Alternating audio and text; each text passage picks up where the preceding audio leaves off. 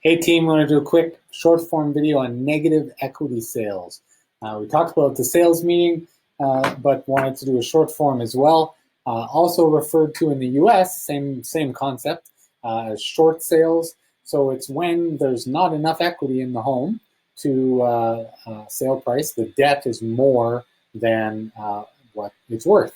So can you still sell a property that's a negative equity situation? Yes, you can.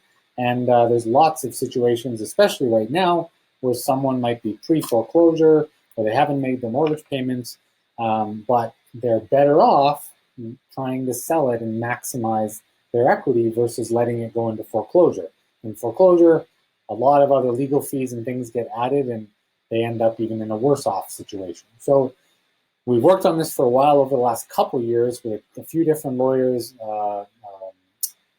REX area and RECA as well, determining like the best strategy to deal with these situations. So the only way that we can protect you as the agent and your hard-earned commission, as well as protect all parties involved, is where we confirm with the lawyer and confirm at the point of having a pending deal that we know the exact amounts from all the instruments registered on title. So like always, you pull title when you list it, then you want to pull title again, you can at a point of offer to confirm nothing else has been registered. We always recommend as a buyer for you to pull title as well to check those things. You can, pro tip is that you can ask the listing agent for a copy of the title. You should check SPIN and make sure there's been no changes to title. There's a little quick search that it'll show up to show has there been a change to the title since the date of that title. And then it'll save yourself the $10. And so you then get confirmation from the lenders, ask for a payout statement that includes exactly what's owing, because it might be more than what's registered on title with fees and late fees and back payments.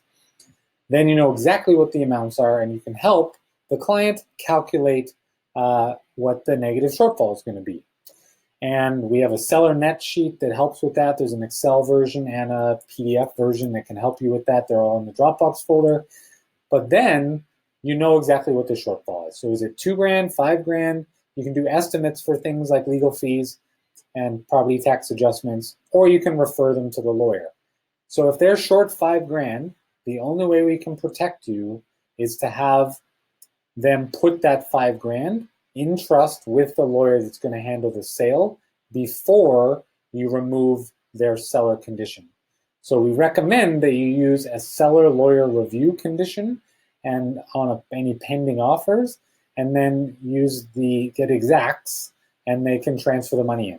So the three most common solutions that we've seen is they have other resources, so they might be in a negative equity situation, but they have money in the bank, cash, or they have RSPs that they could cash in, or other stocks or something.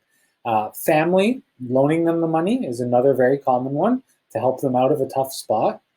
They can also attempt to renegotiate with the existing lender or lenders, or one of, to go from a secured loan against the property to an unsecured loan. So maybe they have a $400,000 mortgage that they're upside down $20,000.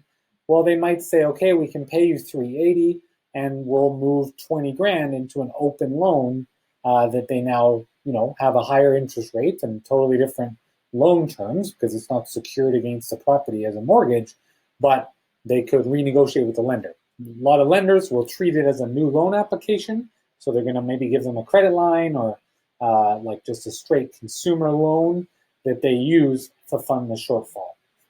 And then last but not least is other property. So sometimes we've had some negative equity situations, but people own other property. So they might be able to do a refinance on another property, or again, do some kind of secured loan, second position, something like that, against another property, or look at private lender options that they might, hopefully not a loan shark type situation, but there's lots of other private equity, private mortgage type loan options that they might be able to put against one of their other properties or blanketed to get that paid off. So at the end of the day, yes, you can sell negative equity properties, but to protect yourself, you want to make sure that even at the point of negotiating an offer, you add in a seller's lawyer review condition, and either when you're representing a buyer, you can add a term to that effect to the seller to verify and provide proof of ability to close, like that they're not in negative equity. The other big important thing to note is that based on MLS rules, as you all want when you're representing a buyer, the seller's brokerage and agent is liable for the outside broker's commission, even in the event there's not enough equity to pay the full commissions. So the provincial courts in Alberta have deemed that if the realtors are the reason that the deal can't close, then we are liable for any consequent damages. So if that person can't close the sale because commissions are 15 grand and they are short 10 grand, they can short pay the commissions by that 10 grand and only pay 5 grand.